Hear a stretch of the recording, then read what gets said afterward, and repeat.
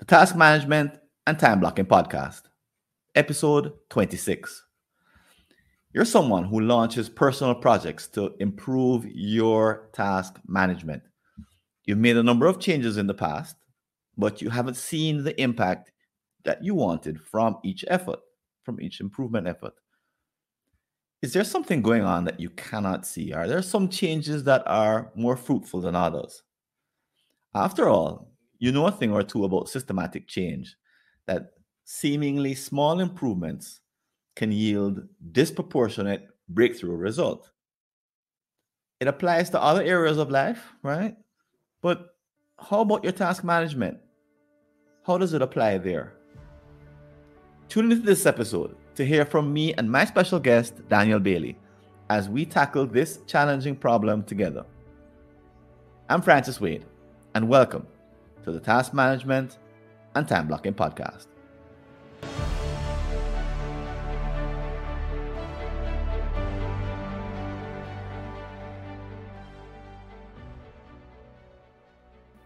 And welcome back.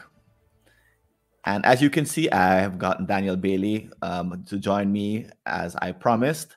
And before I introduce her, just a moment, let me just tell you a couple of things about our podcast, why it's different, and then I'm going to tell you a story. So this podcast is a bit different from the normal ones, the regular ones, the everyday ones. Why? Because we don't really do interviews per se. We engage in problem-solving sessions. So what we're going to do is tackle this problem that I mentioned before, the one of figuring out which improvements to make and how to figure out which improvements are the best ones to make. Two of us are going to tackle that problem in 3 steps. Step 1, we're going to tear it apart. Big time diagnosis. And step 2, we're going to talk about solutions. And step 3, we're going to talk about implementation. Now, why do we emphasize this whole business of diagnosis? Well, it's because a very smart guy said, if I had an hour to solve a problem, I'd spend 55 minutes thinking about the problem and 5 minutes thinking about solutions. Albert Einstein said that. So we're taking a bit of a leaf out of Einstein's notebook, spending most of our time actually diagnosing the problem. And if you're new to our program, you may not know that we employ a bell and a buzzer. So what's that all about? Well, part of why I invite an expert like Danielle to have a conversation with us here on the podcast is because we're trying to find serendipitous, brand new kinds of thinking, put our 2 minds together, and we should be able to come up with something brand new, right? Not just rehash stuff that we already know. So our reward for that kind of insight is we play the bell and there's a ding right in the middle of the podcast.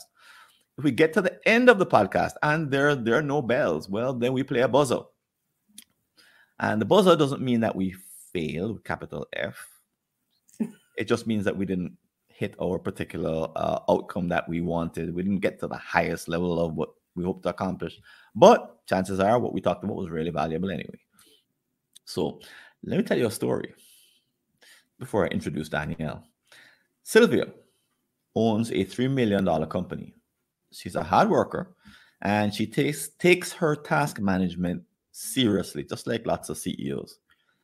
She's an alumni of several training sessions with different experts. She has spent thousands hiring coaches from a variety of disciplines. But inexplicably, for the last 6 months, things have only become steadily worse. The old complaint she used to have of getting to the end of the day feeling as if she accomplished nothing of value has returned. She hates it, but no matter what she tries, she finds herself distracted by a stream of annoying interruptions each day. She can't even breathe from 8 to 6 p.m. At the end of the day, she drags herself home exhausted. She takes a nap, has dinner, picks up right where she left off, checking emails.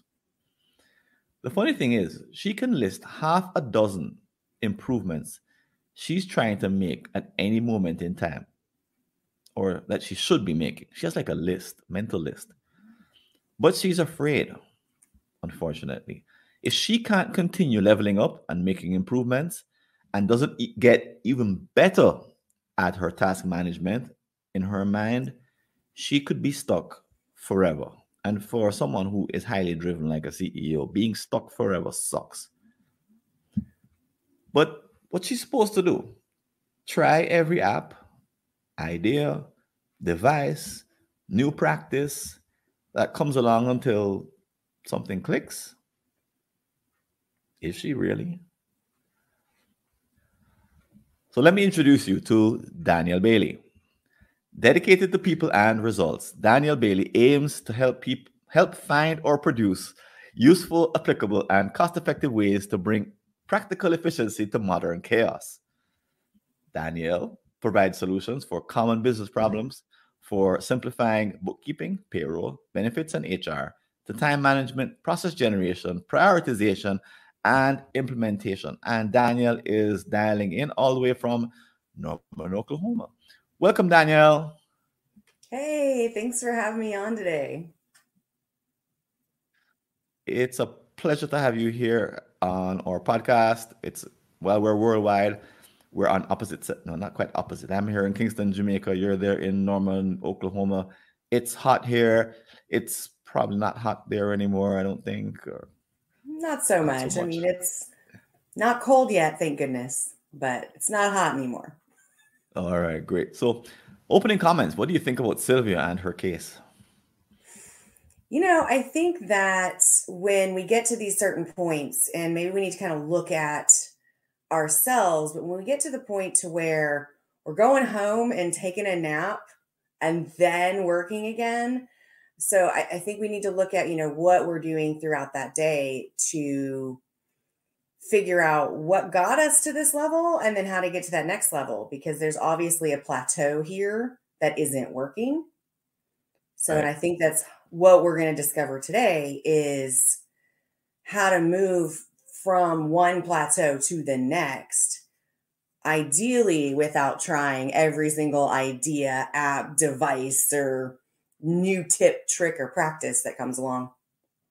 Right. This is kind of where coaches make a difference because coaches know better, right, than to have their coachees try everything under the sun. But Mm-hmm. not all of us can afford a coach. Mm. Anyway, we're talking about how do you self coach when you don't have 20 years of experience, when you don't have that background. So this isn't easy. This is not like all you do is, and there's a simple solution to this, which is why we're the ones to kind of tackle it today, right? Yay! Right. We're the ones to tackle this particular file. So people like Sylvia, if they're really driven, if they're really sort of a little bit type A, and they're used to Mm-hmm. making progress, um, they hit at this point, and it's really difficult for them because all of a sudden, the progress that they used to make becomes harder to make, and there's often a feeling of, well, you tell me what when you coach people, what happens when they call you and they've been making progress. They can show you a whole track record of stuff that they've done all in the past, and they're now facing something that is unique, and the old way of trying to solve it doesn't work. What's that experience like for them? Well, I mean, surely they wonder what's wrong with them, right? Because we've gotten to this point ourselves. Somehow we've gotten here and they wonder what's wrong with them. It's very defeating to be in a situation where it's obvious things aren't working, Hmm. but we're still doing things and we're still getting the same results, but we don't know how to measurably change. Hmm. So I do think that, they lose self confidence. There's something wrong with them. Sometimes we get so exhausted that decision fatigue sets in. So even the idea of changing anything in their daily work life or even their daily home life, but the idea of changing anything becomes so big because we're so fatigued on all this decision making throughout the day and running the little, carousel all the way around. You just keep going, going, Right. going around. So I Right. think for the emotional part, there's just a lot of frustration and distress over this worked before, something worked before to get me Right. here, but it's not working now. Right. And Right. so And people often come to me in that moment of, how there's come? there's something not working. And how come? Because they can't explain it. They can't explain Correct. it on their own. When it Right. comes to task management, though, most people don't have a coach. They don't have a Daniel in their life. They're really up to their own devices, and Mm-hmm. they're kind of muddling through. And they because they've done prior improvements, they have a sort of a sense that there's an 80-20 in here somewhere, Right. that make that small change get this big result. But Right. finding the 20 to give you the 80 is like a Mm-hmm. huge headache. I remember I used to swim for triathlons, and I was a really bad swimmer when I started training properly. And when I trained properly, I had all these huge gains in the beginning because I went from flailing to and having no stamina and doing everything wrong, to the point where I made some big changes, from small changes, big results. But it became like impossible to get past the initial stage of improvement, that initial jump I made. I couldn't improve past that level no matter what I tried. And I kept searching for like the secret way to hold my hand, or the way to breathe, just the right way to. I kept looking and reading and trying to find, and trying to practice, and I never could find that 20 to get to another Mm-hmm. 80. But if I'd hired someone and said, all right, train me for 6 months, I probably couldn't do that at the time. And it was just a hobby. It wasn't like I'm investing in being a world champion or Mm-hmm. anything. So I was like, and it was fun to kind of, fool around, but it was also frustrating because Mm-hmm. the answers just didn't really come simply. And Right. there were way more books describing swimming than there are task management. So I could keep looking, and I could keep Mm-hmm. trying. And even today, there's a few things I saw in the last couple of years, and I haven't done that kind of swimming for a long time, but they have new things to say and new insights. So there's more to try. But in Mm-hmm. task management, there is like we all do task management. It's not like something that only some of us do. We all do Right. it. And there's like no common wisdom, right? Right. I want to touch on something that you said there. You said if I'd had a coach for 6 months, I might have been able to find that 20. Um, it's that outside point of view, I think, that is very helpful to watching task management behavior, or any type of behavior when you're trying to get better at something. Sometimes that third party, the outside point of view, is really beneficial to seeing what you can't see. So I think maybe part of the problem here too is how do we look at our own businesses, our own task management systems, how we're feeling about the things that we get done, and how do we create that outside perspective to decide what might work as far as getting that 80-20, right? So 20% of the effort yields 80% of the result, right? That's that Pareto principle thing, just kind of for definition for those folks that maybe we're a little confused about that. Mhm. So many people get lost, I think, in the interruptions, the nuances, the Mhm. reactivity of the day. That is Mhm. that productivity at that 20%. The 20% productivity would yield the 80% of the results, but we are so lost in the reactivity of our world. Right. So I just thought I didn't know you were a swimmer. That's pretty cool. But thought I might kind of bring that out Yeah, that, that's really important because when I would go to swimming lessons or swimming practice, so mhm, I would have to prepare for it, and then I would swim, and then I would try and mhm, understand what happened after. And I tried a couple of videos of myself. Um, mhm, it was a discrete activity that took a certain part of the day. Task management is like, as you're implying, it's happening all the time. mhm, So it's not like you can even say, okay, while I'm doing my task management practice today, then I'm gonna, because it's going on even while you're sleeping, you're coming up with new tasks. So this is not like it's a discrete activity. It's your entire 24, you're doing this almost 24 hours a day, at least when mhm. you're somewhat conscious. So to step out from something that you're doing 24 hours a day. It's like asking you to pay attention to your breath all day. What? Mm-hmm. That's really hard to do. So that makes, I think what you're getting at, what you tell me, but what I'm getting from what you're saying is that Mm-hmm. task management is one of those things that's really hard to step outside of Mm-hmm. because it's so much a part of our intrinsic way of living in the world. There's so few resources. The NFL Combine comes to mind. I don't know if you know what the Combine is. I could explain it. No. It's nothing fancy. It's just a big testing ground for new recruits into the NFL. They all go there to be tested at the same Mm-hmm. time, and they test them on their throwing and their running and their body weight. They test everything that they could possibly test, and they get a book or a report at the end that they send to recruiters that tell them, okay, well, he's good in this, he's weak in that, he has superior arm strength in this, his ankle is a bit weak, all kinds of stuff. But the amount of data that gets gathered about your performance, your Mm-hmm. potential performance as a football player, is like a book.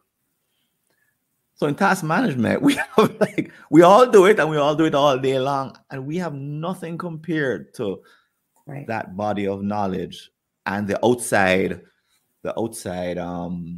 analysis that you get from something like an NFL Combine, where you have 30 experts Mm-hmm. watching you do these things, and they're all like measuring down to the finest detail. They're using the latest science. It's Mm-hmm. really an amazing thing. But compared to what we have, we got nothing. We got, I forgot to do that thing last week. Oh well. And that could be a sign of something, but most people are just like, oh well. So it makes it even harder for us to find the 20 because Mm-hmm. we don't really know how to. We don't have a method of stepping outside ourselves that's reliable. Is that kind of what you were getting at? Well, yes, and I think there is a way to step outside of ourselves, and that's looking back at what we've done.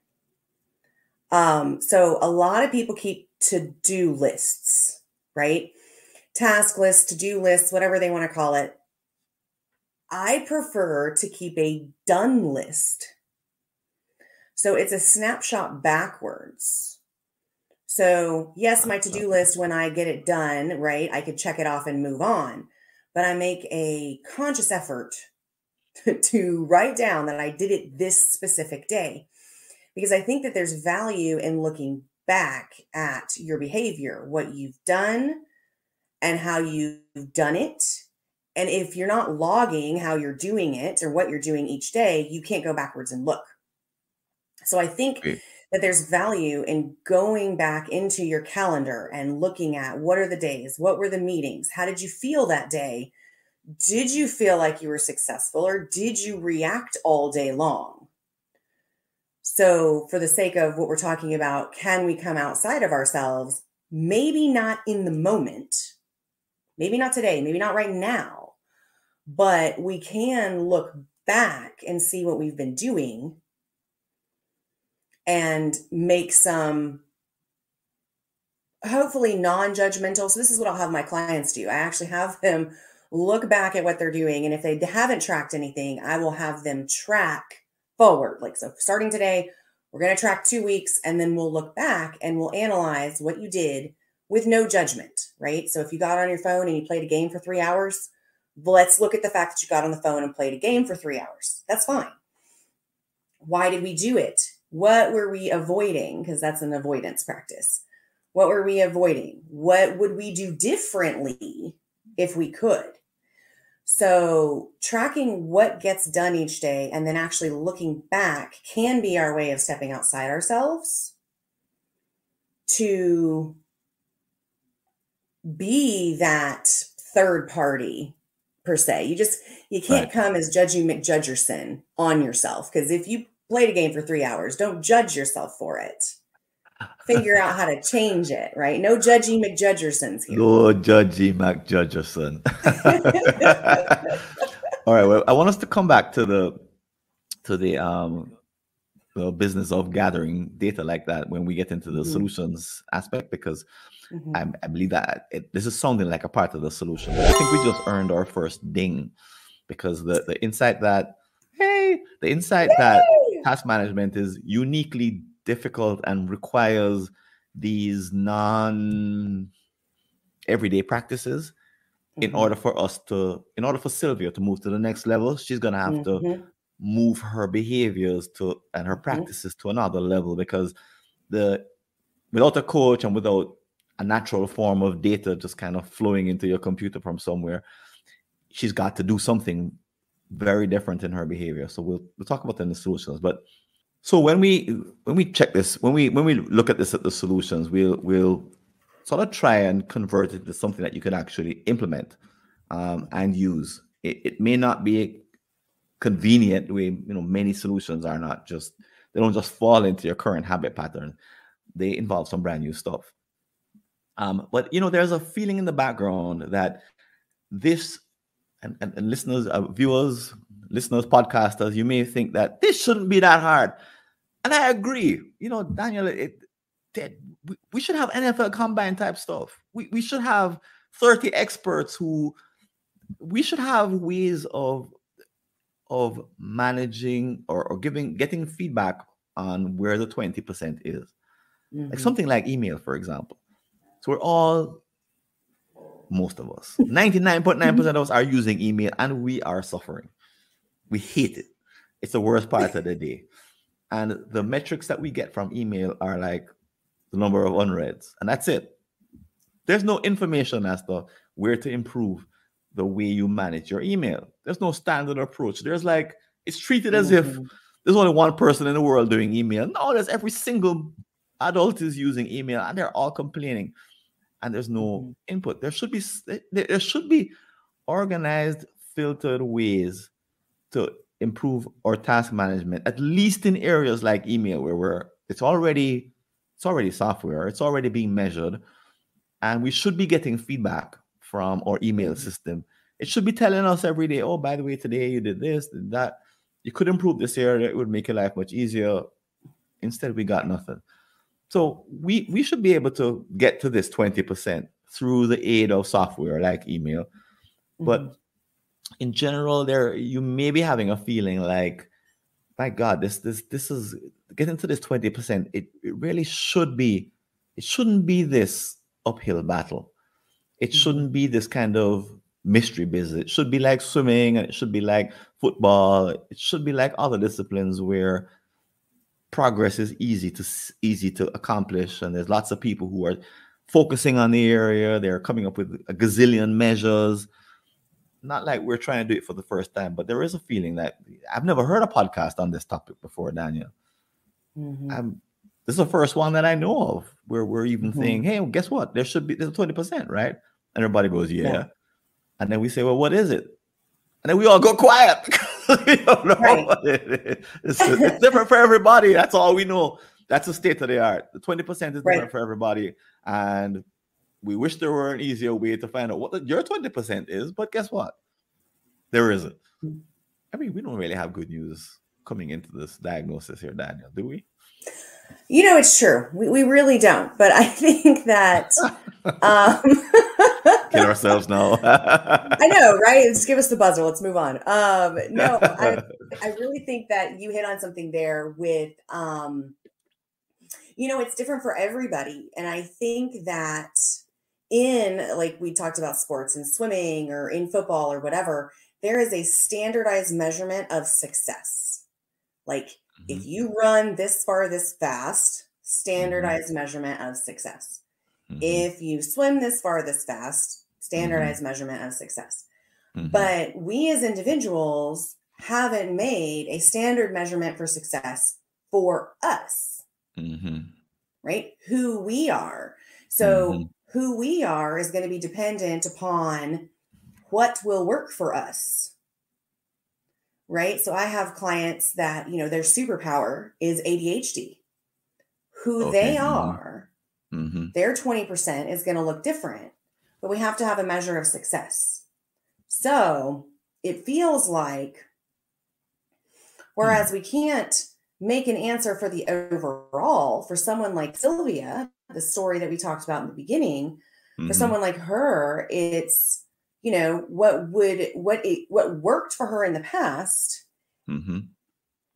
what could work for her in the future, that isn't testing everything, because we don't have time for that. Like, there may be 3 or 4 different new apps that could help you. Could be. But when I personally think of the amount of time it takes to learn a new app, one. Yeah, one. I'm like, just one. What could we be doing with that time, right? We could be finding that 20% of that will create an 80% jump and get us off of this plateau. I think you're hitting on something there, because it's actually it probably, I think this deserves another bell, which is no measures of success, because I hate to say it, but the measures of success that I use in my thinking or writing or podcasting or whatever, they're not measures of success, they're measures of failure.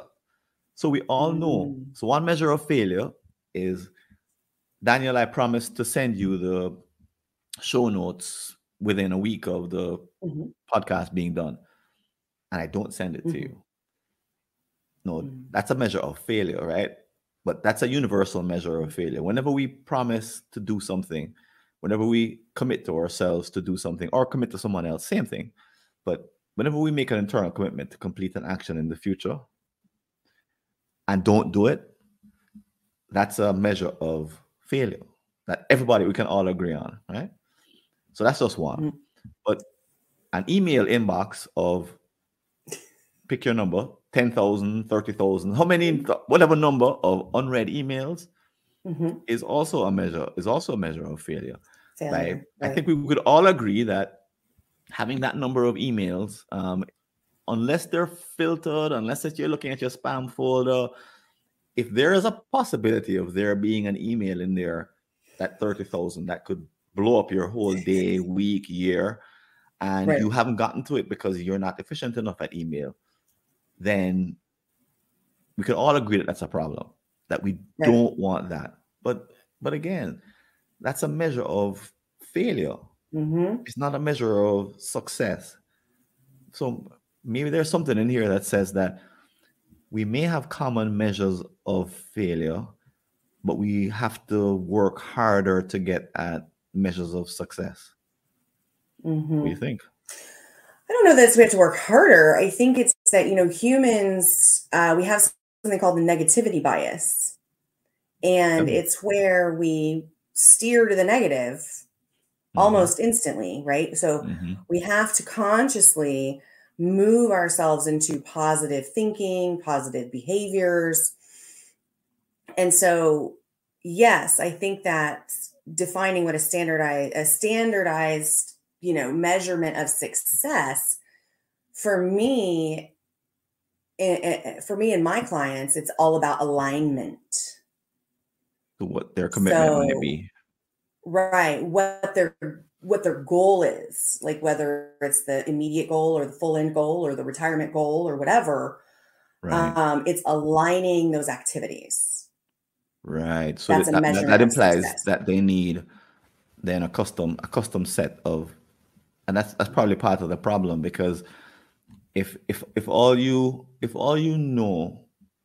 reacting to as a professional in your task management is the failures, the kinds that I mentioned, like the nagging kind of the things that your boss says you forgot to do it, and I'm gonna put you on a warning or suspension or whatever because you're not doing your work. If that's all we have to rely on, that's not enough to make steady progress in the way that Sylvia needs it. That negativity bias could keep us depressed. Right. And it could get us giving up on trying to make improvements because we don't know how to pull that magic trick that you do with your clients to craft a individual pathway of success. We should talk about that in the solutions also, on how to do that. Okay. All right, great. So if this problem doesn't Well, get, and go since ahead. you mentioned email, Yeah. I'm sorry, since you mentioned email so many times, I actually have a program that helps you manage email. Like a training program or a software. Yes, it teaches you.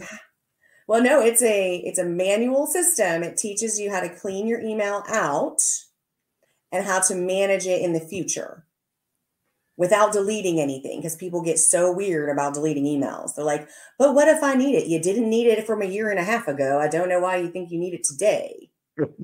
There is that. But There is that okay. fear. Um, so no, I've created like it's a system that teaches people how to clean out their email and then how to manage it for the future, because email is one of the most quoted things that stops Right. people from getting the tasks done they think they need to do to move forward in their life and business. Right. Right. It's like this. It's like for us, it was easy to manage email when we got 5 emails a day. And Right. now we get 500. And Right. we got nothing except struggle and guilt and, Hmm. you know, pressure of looking at an inbox that has how many unreads and blaming. I've heard people blame other Hmm. people. It's their fault. They're sending me all this unnecessary Hmm. stuff. They blame the email program. It's because Gmail doesn't filter properly. It's because, Hmm. you Hmm. know, it's all their fault. But what can I do Hmm. about it? I don't know. Where's my 20%? I don't know. Hmm. Yep. We don't Where's really have insight Sylvia's into it. 20%? Right. Where's Sylvia's 20% when she's not checking email at night? Right. Like, I hear you. Yeah. How does she? Because she needs to manage the email because her boss.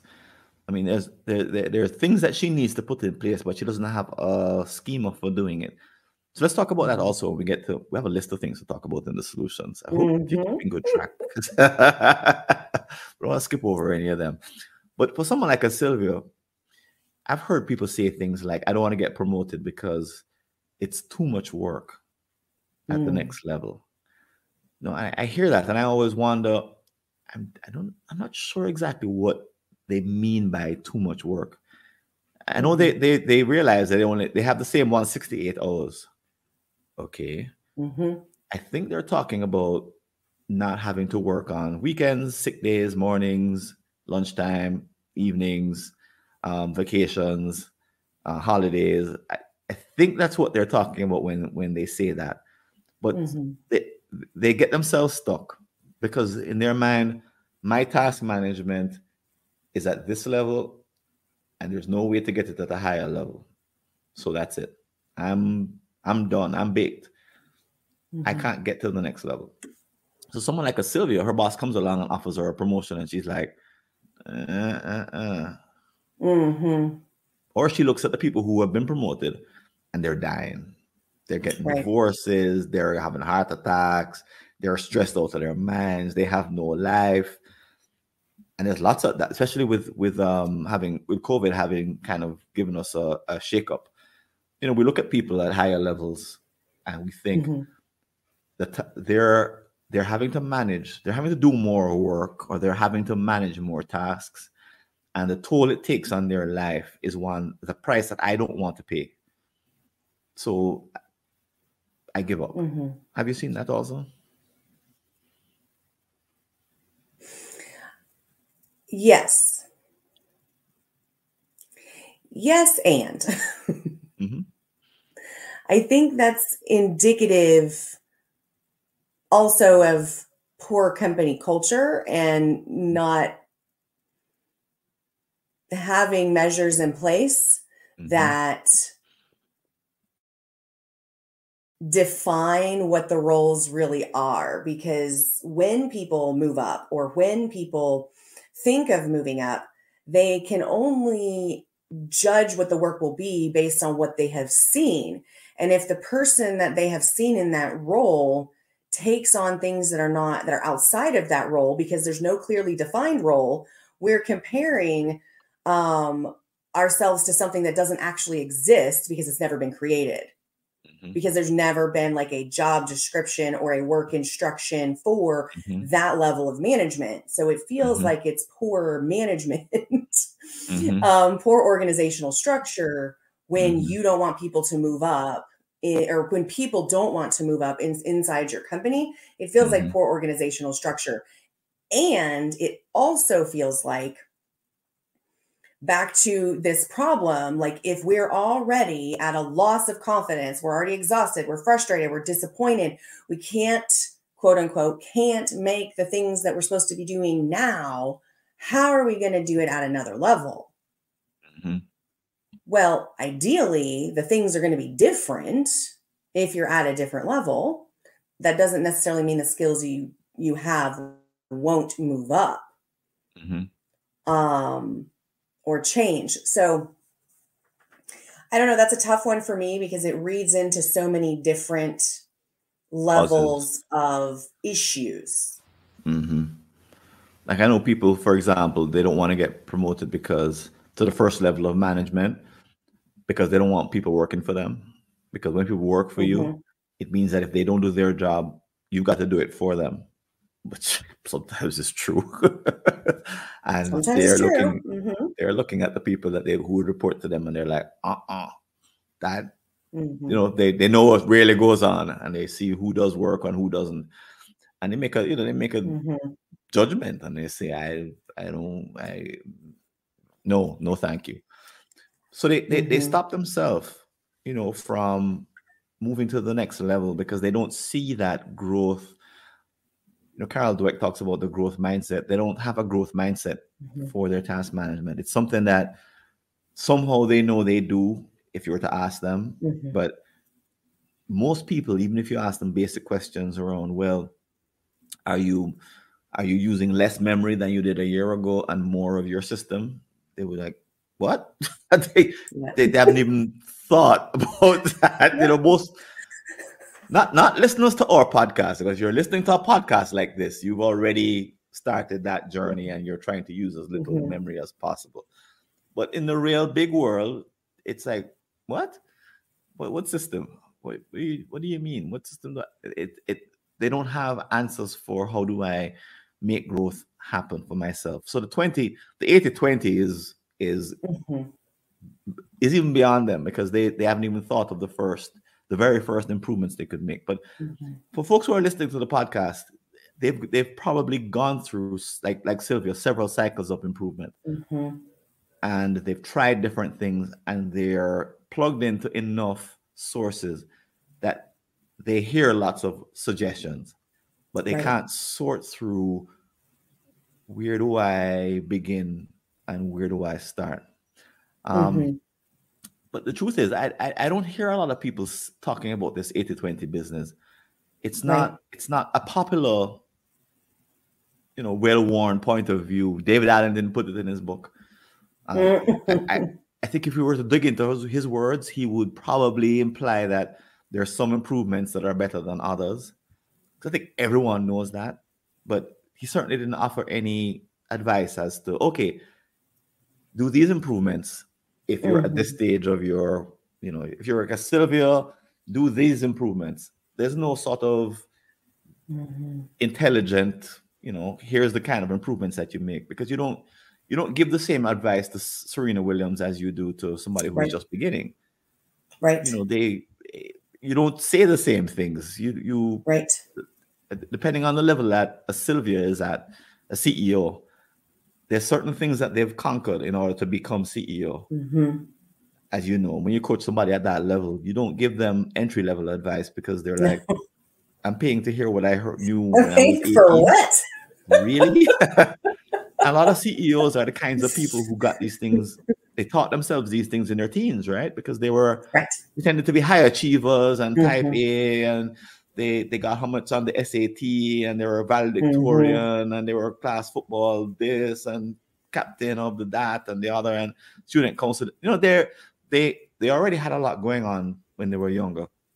So there are certain Hmm. things that they've already learned, and I've seen coaches get into trouble by giving CEO levels kind of basic advice and thinking, I give everybody else that advice, it should be good for you too. Right.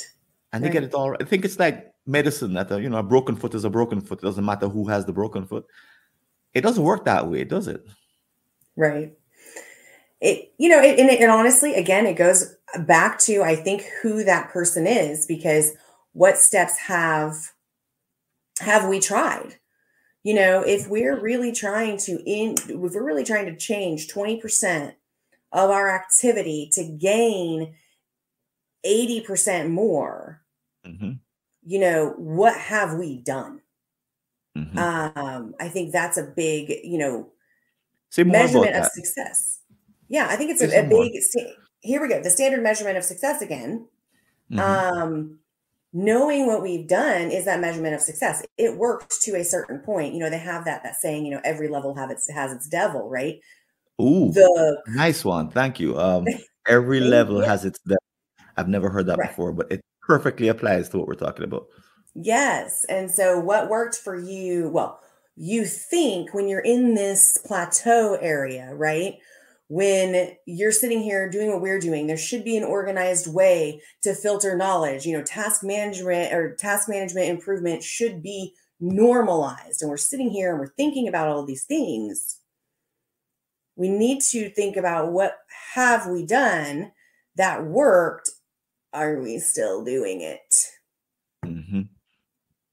Because Yeah. there's one thing that I feel is a huge problem when we're looking at task management, what we're doing every day. It's not just the alignment issues that I stumble across in my clients and colleagues and friends and family. It's in all of us. It's not just alignment issues. We find something that works, we do it for a time, and then we revert back to what we've always done. For some reason, a stressor came into place. So maybe for Sylvia, who owns this $3 million company, maybe a stressor happened. She lost 2 employees. Right. So she felt the need to revert back to how she's always done it, whatever it is. And now she's at this level where she is going home, taking a nap, doing more work. Right. Right. She probably made a promise to herself not to do email in the evenings, but now Right. she finds that that's the only way. That's That's the the only only time. Mm-hmm. right. Which happens with a lot of high performers is that they get to the level where they don't need to work on weekends. They don't need to take Mm-hmm. off sick day to catch up. They don't need to do these things, and then all of a sudden, their tasks, not all of a sudden, but Right. their tasks keep going up the way Right. they tend to in life, and they decide, no, I need to go back to stressing myself Mm-hmm. out because that's the only way I'm going to make it through. Right. The only way I'm going to get caught up is if I work through the night. Oh my gosh, stop it. Like, Yeah, stop it. yeah, yeah, yeah, yeah, Now yeah, you've left yourself even more tired. You're not going to be able to yeah. function the following day. Like, you've now negated every ounce of energy that you would have for the following day by working through the night.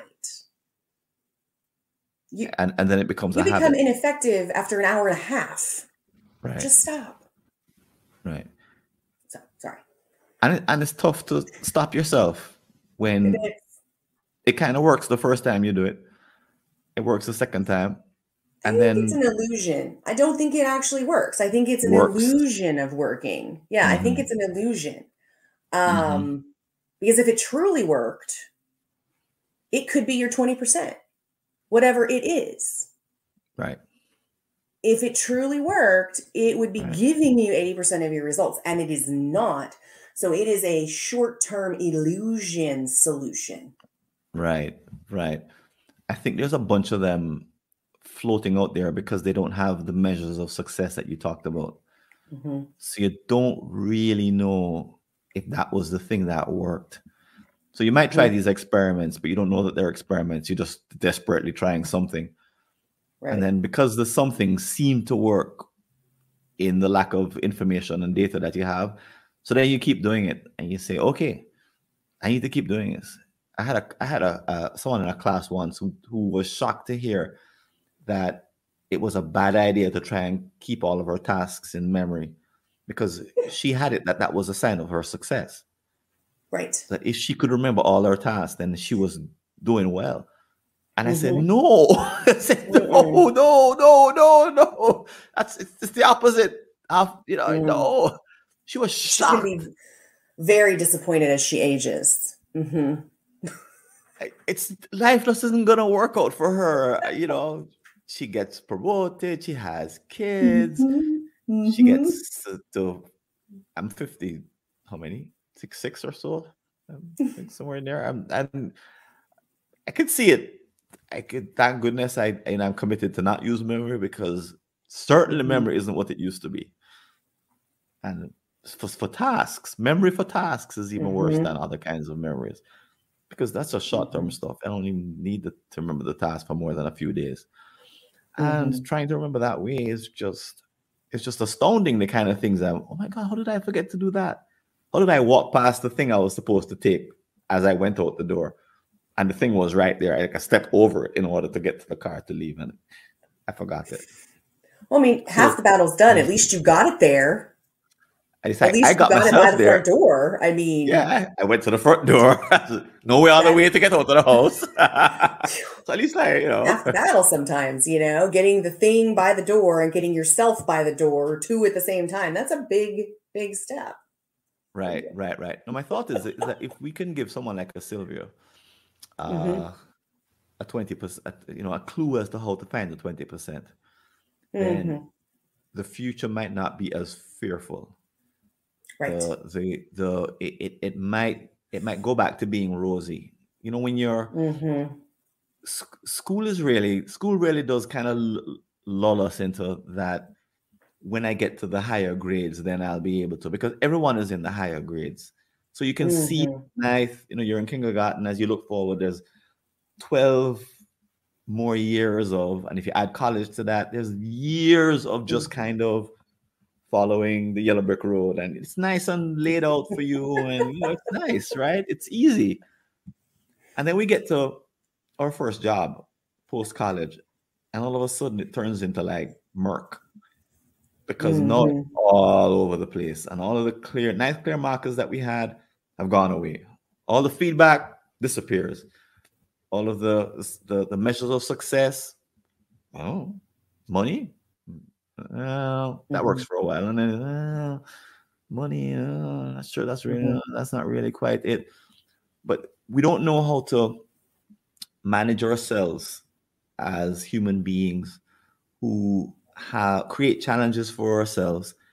We don't know how to gamify, or somebody gamified school Mm-hmm. at some point, and they gamified college, and then they kind of sort of tried to gamify careers, and it didn't really work so Mm-hmm. well. And now we're kind of like, and certainly task management isn't gamified; it's just kind of all vague. So we're Right. left not really having this thing to look forward to kind of pull us forward. The way the guys in the NFL combine are all looking to become Mm-hmm. multimillionaires back entering the NFL. We don't really have that. We don't have an Olympics to kind of look forward to. Um, but if we could get to the 20%, if we if you had the idea of, okay, here, a brand new book, the 20% and how to find it. Woo, Right. ways to continually improve your task management so that you never get stuck in any one place. If you could write that book, it could be really popular for people That's who. a good title. You should write that down. That's a good title. That's why we're recording. Thank goodness. Don't know where that came from, but it probably won't come again. But it could give people hope that are really Mm-hmm. high performers. And while it's true that you know Serena Williams she has to approach a problem in her game, or used to have to approach a problem in her game very differently than a beginner would. You know, Mm-hmm. totally different approach, totally different level of thinking, different devil, looking for a very Mm-hmm. different devil, because she's at a whole nother level. She could still have hope if she had a process. And my sense is that there Mm-hmm. is, for those top anythings in any field, is that to get to that top field, they have to have that they have to have their own 20% approach. Right. Otherwise they don't get there. What do you think of that Mm-hmm. in general? Is that accurate? I do. I definitely think that's accurate. Back to the coaching of each person is going to be back to the who. Each person's going to be different. So, and we're going to be different at each level. Mm-hmm. So some of those 20%, 20% of your efforts will yield 80% of the work. I think some of it will actually bleed over. But I Say some do more think about there's that. going to be like a step, a stair step that you're going to have to make, intermittent changes as you go up in your levels. Right. For example, back to Serena Williams. I just watched the Williams movie, the Richard Williams movie. I forget what it's called, but fascinating movie. But he had to fire coaches along the way. Mm, And he had a point of view that the coach works for me while mm, he was managing his daughter's career. And I imagine that they had to get to that point also, because there's a way in which if you hire a coach or if you have a coach, the idea is listen to your coach. mm-hmm. Everybody knows you're supposed to do that. That's what good people do. They listen to their coach. But to get to the highest level, I imagine there's a point at which you say that coach isn't the right one. So you're Mm-hmm. thinking beyond the coaching, and you're saying, I need a different coach.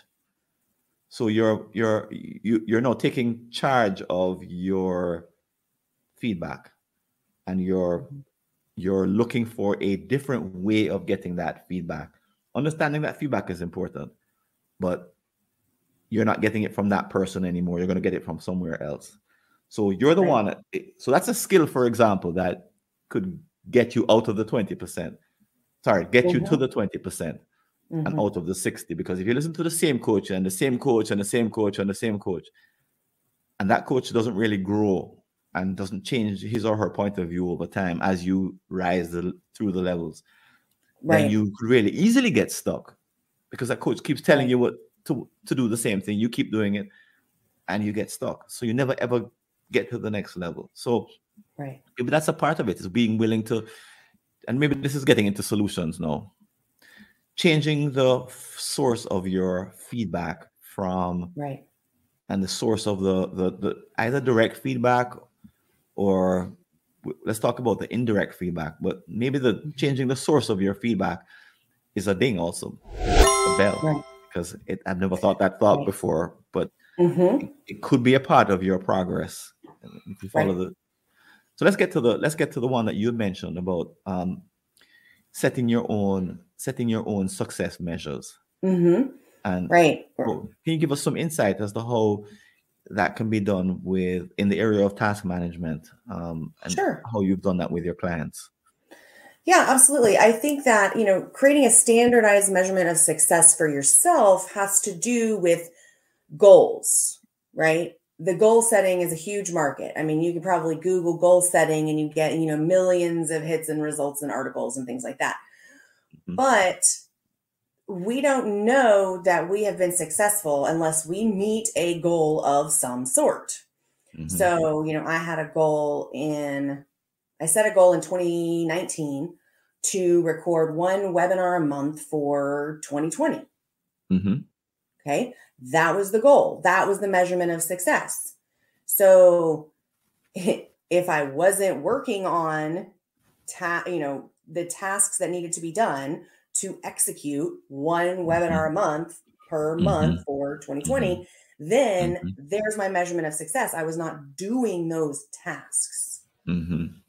So I know that when I do those tasks and having 12 webinars is a big goal. You break it all Mhm. the way down. You reverse engineer everything that you Mhm. need to do all the way Mhm. down to Mhm.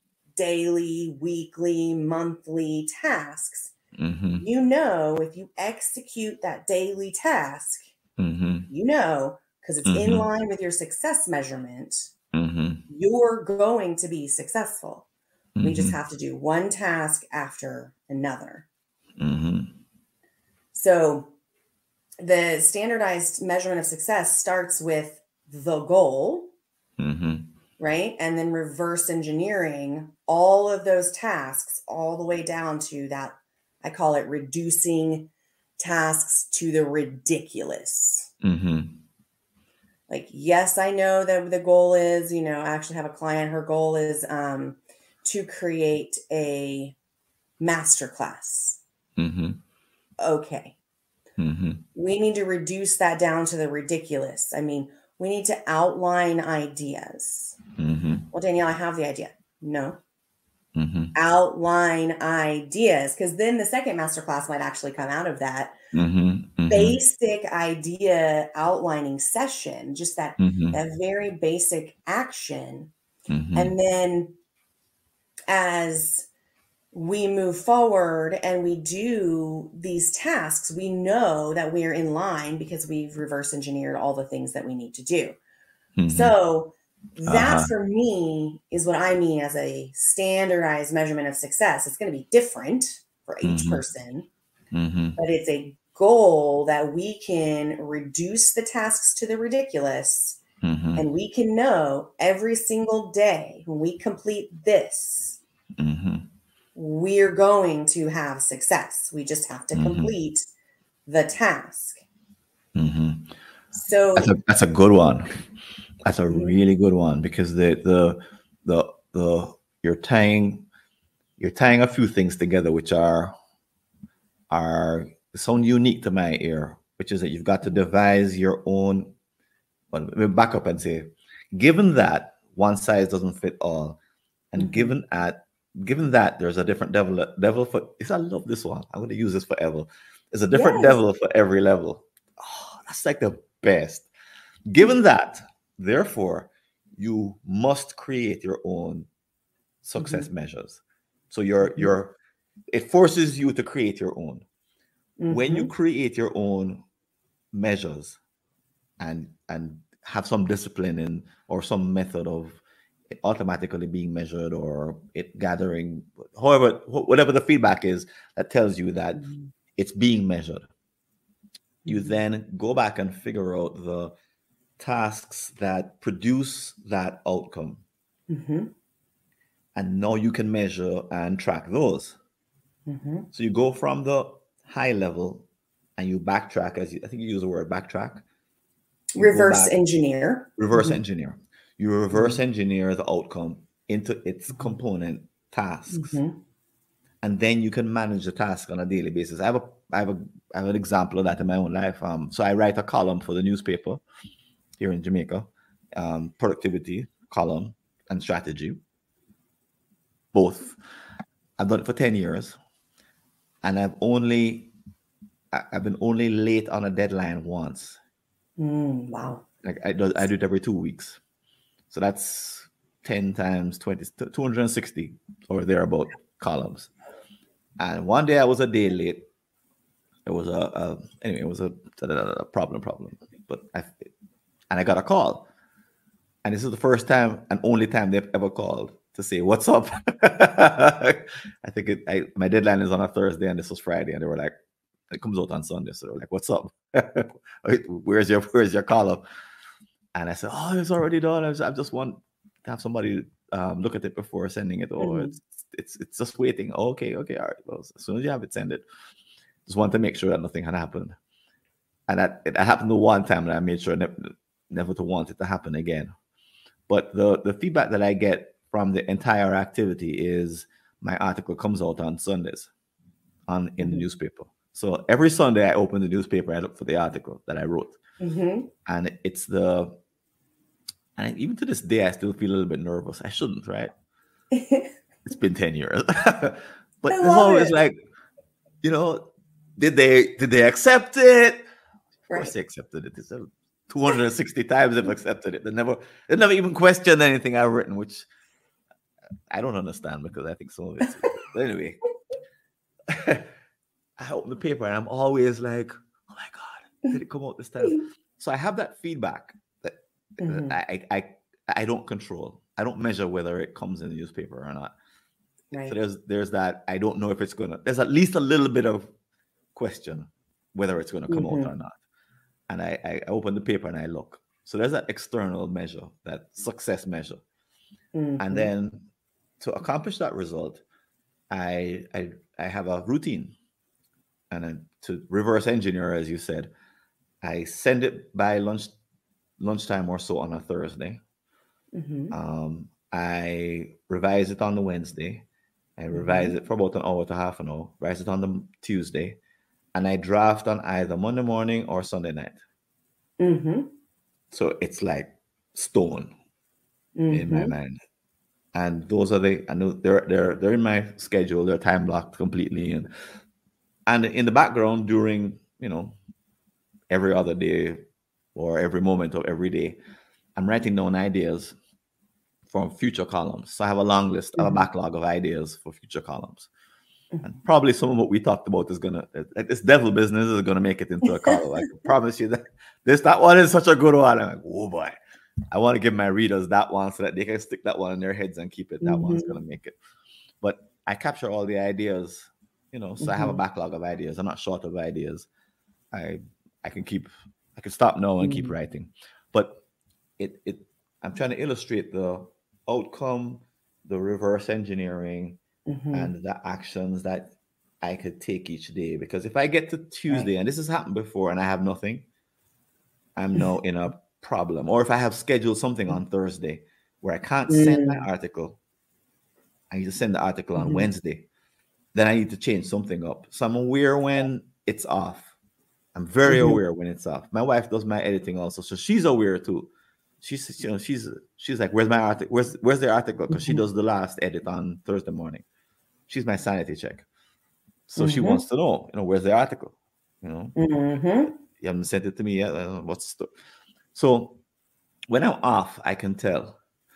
So that's a good maybe a good example of what you're talking about of Mm-hmm. the outcome, the reverse engineering, the Mm-hmm. activities, and the metrics.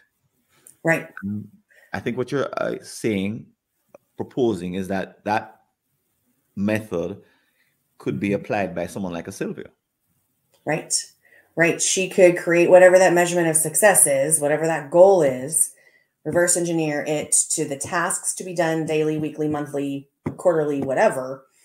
And we know if we've completed that task, we are going to reach that success. And so, something else that you just alluded to, well, you didn't really allude to it, you actually said it, but not in these words, is the lead and lag indicators. The lead indicators are your Tell us about that. actions, Mm-hmm. the lag indicators are your results. Mm-hmm. Guess which one you don't control? Mm-hmm. Your results. You Mm-hmm. don't control your lag indicators. And so Mm-hmm. oftentimes people like Sylvia, people like who don't want to be promoted, some of the things that we've talked Mm-hmm. about today, they're trying to control their results. And that's why they're reacting and that's why they're doing all of these things. They're not controlling their actions. Mm-hmm. And it's the actions where that 20% of your actions yields 80% of your results. Those are the things that you control. But we're wondering, did they publish my article? Yeah. That's the result that you can't control. Mm-mm. You can't control that result. Did this client of mine create a masterclass? That's the result. We don't know. She doesn't control that. She only controls that action. And so I think that was interesting in that conversation of how we just even led into your actions create your results, but you only control your actions. You don't control your results. This is very And interesting. I feel like a lot of people at each level are wanting to control their results without controlling their actions. I believe you're right.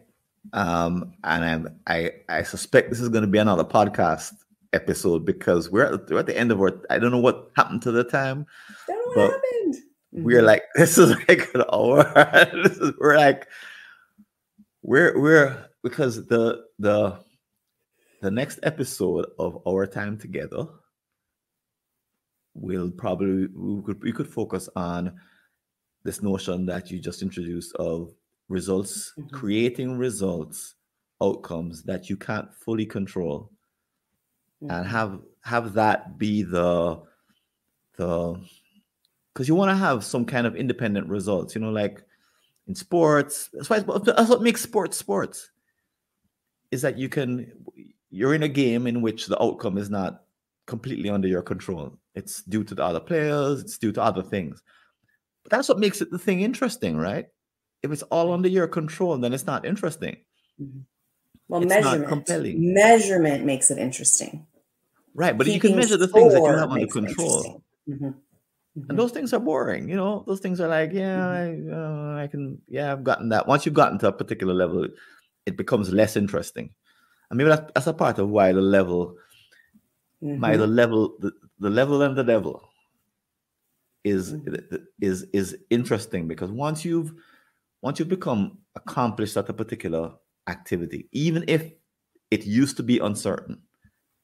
Mm-hmm. So I could say that when I started out writing, following the schedule that I now follow was very uncertain. And I would do Mm-hmm. it haphazardly. And it took time, and it took skill, and it took task management and my schedule and getting my wife involved to nail it to where it is right now. So that it's no longer, it's something I can control now. But I never used to be able to control it. So when I started off in the beginning, just drafting on a Sunday was like a big accomplishment. Mm-hmm. So my level has changed. The output remains the same, but I still have to be in the game of reverse engineering. It's just Mm-hmm. I actually reverse engineer in a different way by using a program that analyzes my writing. So that wasn't invented 10 years ago, but I hit a particular button and it tells me how readable my article is. And this is on Oh, Thursday cool. when I do this. It's very useful. It was just invented a few years ago, but it gives me an idea of the quality of my article in terms of its readability. So the game for me Mm-hmm. has changed. The nature of the game has changed. The outcome remains the same, but the nature of the game for me has now changed. I just realized that as you said it, and it's changed because I don't know what that program is going to come back with. I absolutely can't. I don't know how to control it. Frankly, I don't agree with it sometimes. I fight with it and I complain and it's you're wrong and I dismiss it sometimes. So there's a back and forth business here. But when I click measure the readability, I want it to say, congratulations, your article is easy to read. Right. I Right. want I want that thing. And I'm like, yeah, I won. Yes.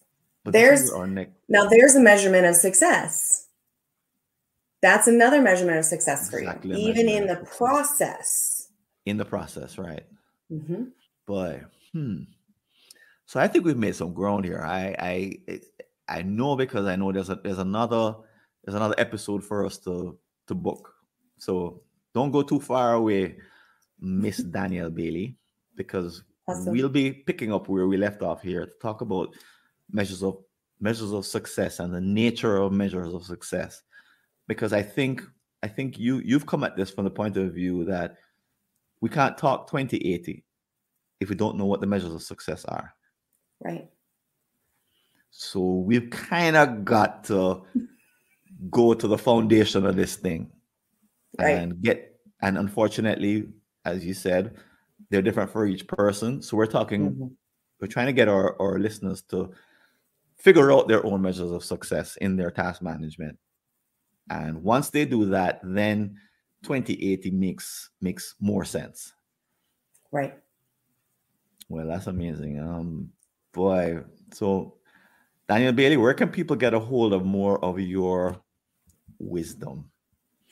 Yes, perfect. So my website, daniellebaily.com, that is DanielleBaily.com. There is a consultation button right there on that home screen, and you can just click on that. We can have a chat and get to know each other a little bit better, and what level you are at, and if there is an opportunity for some of my classes or content or webinars or tips or consulting can actually help these busy, overwhelmed, overworked entrepreneurs and business owners who just really want to connect with themselves and even their interpersonal relationships better through time management, process generation, prioritization, and implementation.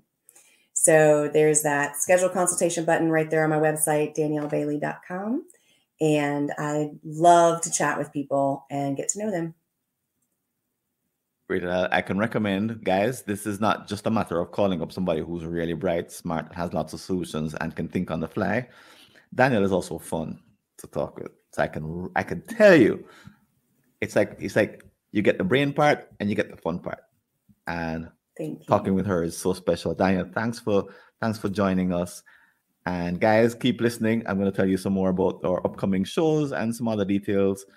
Show isn't quite over, but thanks again to Danielle Baily for joining us. Thank you, Francis.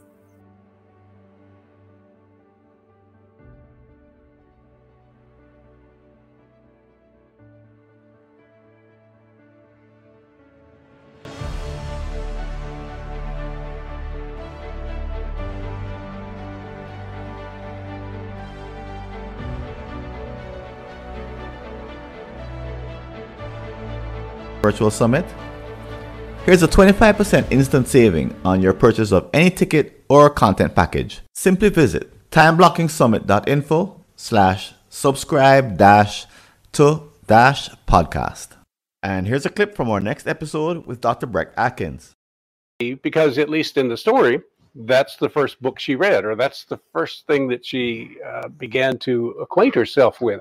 So what if there was another book, another system that she had developed? And that's what I found when I got into this. I would get this book and I'd go, oh, this is the best thing.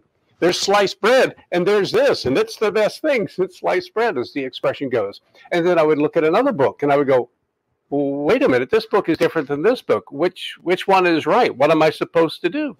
And I would say, well, I have to clearly toss out this one because I've now read this one. And I would bounce around from system to system. And I said, there's got to be a better way. And if you want to leave a comment about this episode or any aspect of the work that we're doing here at the Task Management and Time Blocking Podcast, you can go over to www.replytofrancis.info and send me either a message by text or send me a voice message, a voice note. And as you probably know, we have a couple of places that you can interact with other people, talk about this episode. One is at the community, mightytaskers.scheduleu.org, and you'll see the link in the show notes. And the other, of course, is our upcoming Task Management and Time Blocking Summit coming up in March. Two outstanding opportunities to interact with other people about the ideas that you've heard on this podcast or any of our episodes that are coming up. And if you'd like to support the work we're doing, I invite you to click on the Patreon link below to make a donation. And please don't forget to like our show and recommend it to others on iTunes, Stitcher, Google, or whatever podcast app or service you're using. This is Francis Wade. I'm signing out. I hope to see you on a future episode. And until then, take care and all the best. See you later.